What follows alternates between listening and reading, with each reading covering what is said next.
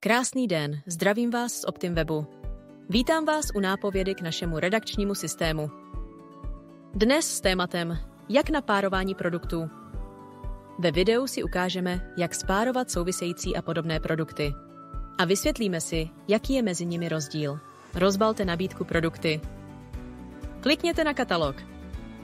Ve stromové struktuře vyhledejte správnou kategorii produktu, který chcete upravovat. U vybraného produktu klikněte na detail.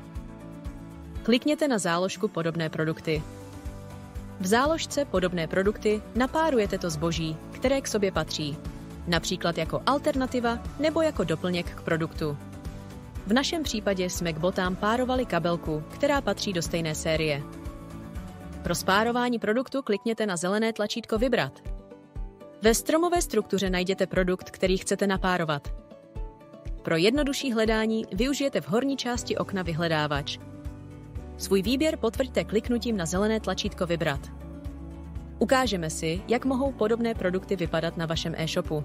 Najdeme si párovanou botu a v alternativních produktech najdeme napárovanou tašku.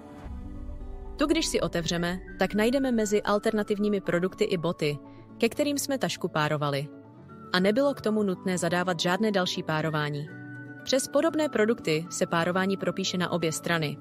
Párování souvisejících produktů funguje pouze jednostranně.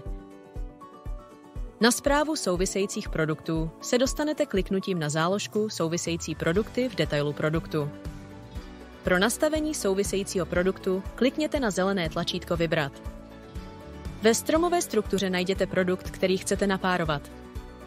Svůj výběr potvrďte kliknutím na zelené tlačítko Vybrat. Když si potom zkontrolujeme párování na svém webu, tak zjistíme, že u bot máme napárovanou impregnaci a související produkty u impregnace jsou prázdné. Tak funguje jednostranné párování. To, jak budou na vašem webu související a podobné produkty vypadat, záleží na tom, jak váš web naprogramujeme. Efektivní párování produktů vám může zvýšit zisky díky cílené nabídce pro vaše zákazníky. Pokud máte jakýkoliv problém s naším redakčním systémem, podívejte se na naši nápovědu.